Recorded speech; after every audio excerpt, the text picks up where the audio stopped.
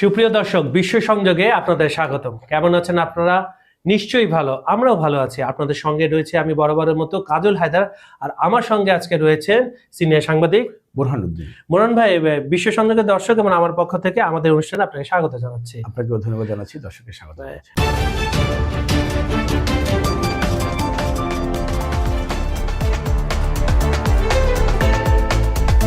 সুপ্রিয় দর্শক, প্রথমে একটা নালিশ আছে আমাদের, অভিযোগ বলতে পারেন বা দাবি বলতে পারেন। সেটা হচ্ছে আপনারা কিন্তু আমাদের ভিডিওগুলো সেভাবে আগের মতো দেখছেন না। আপনারা কি চান আমরা এই ভিডিও কমাই দিই বা অনুষ্ঠানটা বন্ধ করে দিই? যদি না চান অবশ্যই বেশি বেশি শেয়ার করুন আর কমেন্টও করুন এবং এটা ছড়িয়ে দিন। আমি ভালো করে জানি যারা দেশের বাইরে থাকেন, বিশেষ করে যারা প্রবাসী ভাই বোনেরা আছে, তারা বাংলা ভাষাভাষীকে প্রচন্ডভাবে মিস করে। আর এই অনুষ্ঠানটা দেখলে আপনার ক্ষতি নেই, এই কারণে যে আমরা আসলে আন্তর্জাতিক পরিমণ্ডলে যা যা ঘটনা ঘটছে সেটা নিয়ে অ্যানালাইসিস করি। হয়তো বা ব্রেকিং নিউজ না, কিন্তু সেটার পেছনে তো অনেক কিছু থাকে। তাই আমরা আমাদের বিভিন্ন গেস্টের সাথে সেটা নিয়ে আলাপ আলোচনা করি। আর কোনো কিছু ভুল ভ্রান্তি থাকলে অবশ্যই আমাদের কমেন্টে জানাবেন। তাহলে শুরু করি আজকের অনুষ্ঠানে। শুরু করে আজকে মনে হয় আপনার শুধু একজনকে নিয়ে কয়েকটা এপিসোড করা যাবে। সেটা আপনি হাসছেন, আপনার হাসি দেখে আমি বুঝে গেছি। সেটা হচ্ছে দ্বিতীয় মেয়াদে প্রেসিডেন্ট হয়ে আসা মার্কিন প্রেসিডেন্ট ডোনাল্ড ট্রাম্প। বিশিষ্ট ব্যবসায়ী ট্রাম্প এম্পায়ারের যিনি কর্ণধর, তিনি তার সব আত্মীয় স্বজনদের ক্যাবিনেট ভরে কুশনার থেকে শুরু করে সবাইকে দায়িত্ব দিচ্ছেন। সেটা বড় কথা না। বড় কথা হচ্ছে, আপনার কি মনে হয় না দ্বিতীয়বার তিনি শপথ নেওয়ার পর সব কাজ অত্যন্ত তড়িঘড়ি করে করছে? তার কাছে কোনো এজেন্ডা আছে? বা আপনি ধরতে পারেন প্রথম থেকে তার অভিভাষণ যে নিয়ে খুব দৌড়াদৌড়ি হলো, তারপরে শুরু হলো আপনার মনে করেন একে একে ইউক্রেনের যুদ্ধ থামাবেন 24 ঘন্টা আলটিমেটাম, সেটা চেষ্টা করে যাচ্ছে। তাকে সাধুবাদ জানাই আমাদের বিশ্ব সংযোগের তরফ থেকেও। তারপরে ওইটা না শেষ হতে হতে যুদ্ধ থামেনি, কিন্তু এর ফাঁকে তিনি কি করলেন? ভেনেজুয়েলা কাণ্ড ঘটালেন, গ্রিনল্যান্ডে কাণ্ড ঘটালেন, ইরানে চলছে। উনি আসলে কি করতে চাইছেন? আপনি কি ধরতে পারছেন? আসলে ট্রাম্প হচ্ছে অনেকটা পাগলা ঘোড়ার মতো। আচ্ছা, তিনি ছুটছেন তো ছুটছেন, কখন কোন লক্ষ্যে যাবেন, কোন লক্ষ্য ঠিক করবেন সেটা হয়তো উনি নিজেও ঘটনার আগে খুব বেশি আন্দাজ করতে পারেন কিনা জানি না। কারণ আপনি একদম সবশেষটা দিয়ে যদি আমি শুরু করি, সেটা হচ্ছে যে তিনি ঘোষণা দিলেন যে ইউক্রেনে যুদ্ধ বন্ধের জন্য রাশিয়ার প্রেসিডেন্টকে তিনি অনুরোধ করেছেন, এবং সেই অনুরোধ এমনভাবে বলছেন যে এটা একটা মানবিক হয়ে গেছে, যে ওখানে প্রচণ্ড শীত, হ্যাঁ, মানুষজন কষ্টে আছে, সুতরাং মানবিক। ট্রাম্প এখন মানবিক হয়ে গেছেন, মানবিক ট্রাম্প। তো এইটি তো আসলে যেই অনুরোধের কথা বলা হয়েছে সেটি হচ্ছে যে রাশিয়া ইউক্রেনে এখন হামলা বন্ধ রেখেছে। এই বন্ধ রাখাটা আসলে এত অল্প সময়ে এটা আসলে কতটা সুফল আসবে সেটা হয়তো পরের বিষয়, কিন্তু একটা অনুরোধ করার পরে এটা একটা অ্যাকশন হয়েছে। সেটাও কিন্তু সময়টা শেষ। কারণ আপনি দেখেন যে 30 তারিখ থেকে এই যে আজকে 1 তারিখ, তার মানে হচ্ছে যে আপনার আর কয়েক ঘন্টা পরে, এখন কয়েক ঘন্টা পরে যে কি অবস্থা হবে সেটাও কিন্তু আমরা জানি না। তো এটা হলো সবশেষ তার যে আপনি বলছিলেন যে তাড়াহুড়ার ঘটনা, এটা একটা গেল। এর আগে উনি কি করলেন?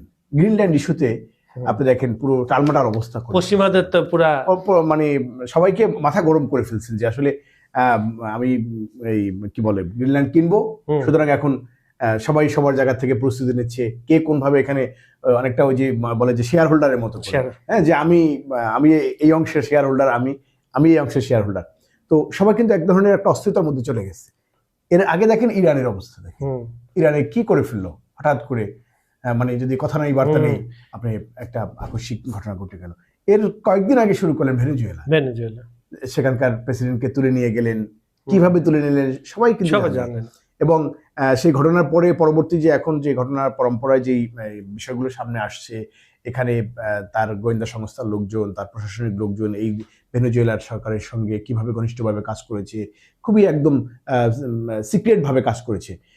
এবং শেষ পর্যন্ত এখন যাকে এখানে বসিয়ে রেখেছেন তার পেছনে যে এই আমরা এর আগে কথা বলেছিলাম যে স্বরাষ্ট্রমন্ত্রীর কথা, যে তিনি হচ্ছে তার বিশ্বস্ত বন্ধু আর কি, এক ধরনের, যে সেখান থেকে তার সরকারের তার যে প্রশাসন তাকে সব ধরনের সহযোগিতা করছে।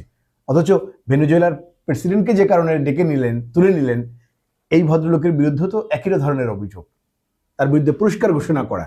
তো সবকিছু মিলে এই ট্রাম্পের এই পাগলামি কখন থামবে, কোথায় গিয়ে থামবে সেটা আসলে বলা মুশকিল। তবে সবশেষ যে রাশিয়া ইউক্রেন যুদ্ধের বিষয়ে যে তিনি পদক্ষেপ নিলেন, এই পদক্ষেপের পরে আসলে আমরা এখনো অনিশ্চিত যে আসলে কি সামনে কি ঘটবে। আপনার কাছে একটু মজার ছলে গুরুত্বপূর্ণ প্রশ্ন করি, সেটা হচ্ছে একটা তো তার নোবেল ফ্যাক্টর আছে, বাচ্চার মতো তিনি জিদ করে বসলেন, পরে তো মাচোদা তো তাকে দিয়েই দিলেন, মানে কিন্তু তারপর নোবেল কমিটি একটা সিদ্ধান্তের কথা জানালেন যে আসলে দেওয়া যায় না, উনি প্রতীকী অর্থে দিয়েছেন। আমার প্রশ্ন, উনি কি হলিউডের অ্যাকশন হিরো? আপনি যদি করেন জেমস বন্ড 007-এর যে সিরিজগুলো হয়, বা আপনি মিশন ইম্পসিবল যেটা বলেন, যে অ্যাকশন মুভি, থ্রিল মুভি, কখন কি হবে না হবে, হিরো কখন কোন দেশে যে কাকে তুলে নিয়ে আসবে, মানে অনেকটা উনি কি রং পেশা এসে মানে আপনার আমি সিনেমার নায়ক কি নায়ক না সেটা বলবো না, তবে উনি যে বিশ্ব অস্থির করে ফেলার জন্য একদম যে একদম নেপথ্যের যে একজন বড় নায়ক, সেটা কিন্তু অস্বীকার করার সুযোগ নেই। আপনি তার কথাবার্তা খেয়াল করবেন, সে এই আমি সবশেষ দেখলাম একটা প্রোগ্রামের মধ্যে সে হঠাৎ করে উঠে গেলেন, গিয়ে তিনি বাইরে গ্লাসে দেখছেন যে বাইরের দৃশ্য কি অবস্থা, ন্যাচারাল দৃশ্য দেখে সে আবার বসলেন। তো এখন স্বাভাবিকভাবে তার মতো অবস্থানে মানুষ এই ধরনের সিন ক্রিয়েট করে ফেলবে বা এই ধরনের ঘটনা ঘটিয়ে ফেলবে, কেউ কিন্তু জানে না। হ্যাঁ, আমরা আবার টুইটারে দেখি ওনার, উনি প্লেনে উঠছেন, ওই ভিতরে গেটের মধ্যে হেলান দিয়ে উনি, মানে আপনি এই জন্যই বলছি যে আপনি গিললেন আমার দরকার, মানে কি বলে সিনেমার নায়ক বলেন আর অন্য জায়গার ভিলেন বলেন, কিন্তু সে কিন্তু রোল নানা ভাবে প্লে করে। যে আপনি কখনো কথা বলে এমন ভাবে কথা বলছেন, সম্প্রতি দেখলাম সাংবাদিকদেরকে সে হয়তো বলছেন যে চা নাস্তা আমরা খেয়েছেন কিনা, মানে সব মিলে আসলে ট্রাম্প, আমি যেটা শুরুতেই বলছিলাম যে তার যে পাগলামি, সেটা তার আচরণ, তার রাষ্ট্র পরিচালনা, সবকিছুর মধ্যে। আপনি একটা বিষয় শুরুতে বলছিলেন যে অভিবাসনের বিষয়ে, আপনি দেখেন আমরা কিন্তু বাংলাদেশ সহ যে রাষ্ট্রগুলোতে উনি নতুন যে একটা এই যে করার বিষয়টা করলেন, এটা কিন্তু মানে আমি মনে করি যে আমাদের বাংলাদেশ সহ অন্যান্য যেসব দেশে এই তালিকায় পড়ে গেছে, সবার মধ্যে একটা অস্থিরতা এবং একটা দুশ্চিন্তার তৈরি হয়েছে। সবাই কিন্তু ওই দেশে থাকার জন্য যাচ্ছে, বিষয়টা সেরকম না, কিন্তু আপনাকে বন্ড দিয়ে যেতে হবে, বন্ড দিয়ে যেতে হবে। আপনি মানে হঠাৎ করে অথচ এটার বিরুদ্ধে তার কংগ্রেসম্যান নাই কিন্তু চিঠি দিয়েছে। আচ্ছা, আমি যেটা বলছিলাম যে আমরা সবসময় প্রথম টার্মে দেখতাম যে ট্রাম্প, এই যে আপনার পাগলামি বলেন বা অ্যারোগেন্সি বলেন, যেটাই বলেন, তিনি অনেক ক্ষেত্রে হুমকি দিতেন, কিন্তু ভেনেজুয়েলার পরে কিন্তু সবাই সিরিয়াস হয়ে গেছে। ভেনেজুয়েলা বলতে বলতে বলতে ফাট করে মানে পৃথিবীতে এ ধরনের দুই একটা ঘটনা ঘটছে, আমেরিকাই ঘটাইছে, এটা এরকম যে হবে কেউ আমরা চিন্তাও করতাম না। আর নোবেল প্রাইজের কথা তো আপনি বললেন, আমরা এটা জানি যে উনি সবসময় বলেন 8টা থেকে 9টা যুদ্ধ তিনি হতে বাঁচিয়ে দিয়েছেন, এই জন্য তার প্রাপ্তি, এটা হতে পারে। মানে তিনি আমেরিকান, যদি আমি ভুল না বলে থাকি, তাহলে 49তম প্রেসিডেন্ট। তিনি আগে যে প্রেসিডেন্টগুলো যে প্রথা ছিল যে বিশ্বের সর্বোচ্চ ক্ষমতাধারী একজন চেয়ারে বসে তার বডি স্ট্রাকচার, তার বডি ল্যাঙ্গুয়েজ, তার কথাবার্তা হবে অন্যরকম। আমি ওবামাকে দেখেছি দুষ্টামি করতে, বাইডেনকে দেখেছি দুষ্টামি করতে, ক্লিনটনকে দেখেছি, কিন্তু তারা তো সিরিয়াস বিষয়ে সিরিয়াস থাকতো। কিন্তু এটা মানে আমার কাছে মনে হয় যে তিনি হাসতে হাসতে বাটন টিপে ফেলবেন পারমাণবিক মানে এখন শেষ পর্যন্ত সেদিকে গেলে তো সারা বিশ্বের জন্যই ক্ষতির জায়গা। কিন্তু আপনি শুনতে বলছিলেন যে উনি এই কয়টি যুদ্ধ থামিয়েছেন। আমি যদি সব এই রাশিয়া ইউক্রেন যুদ্ধের ব্যাপারে যে তার যে বক্তব্য, উনি কিন্তু বলেছেন যে আমি ব্যক্তিগতভাবে পুতিনের সঙ্গে কথা বলেছি, তিনি রাজি হয়েছেন। ওখানে প্রচন্ড ঠান্ডা শীতের কথা উনি তুলে এনেছেন। এখন একটা হচ্ছে যে এটা কি উনি মানে মধ্যস্থতা করলেন না নিজের রাজনৈতিক একটা ব্র্যান্ডিং করলেন, এটা একটা বড় বিষয়। কারণ আপনার মাথায় রাখতে হবে যে দেখিয়ে দিলাম যে আমি কিন্তু পারি। আবার এর আগে বাইডেন প্রশাসনে যে বাইডেন যুদ্ধ থামাতে পারলে আমিও কিন্তু পারছি, এই একটা ক্রেডিট নেয়ার যে একটা ট্রেন্ডের মানে মধ্যে সবার মধ্যে যে এক ধরনের আছে যে আমি আমার ক্রেডিট নিলাম, সো সেটা কিন্তু অস্বীকার করার সুযোগ নেই।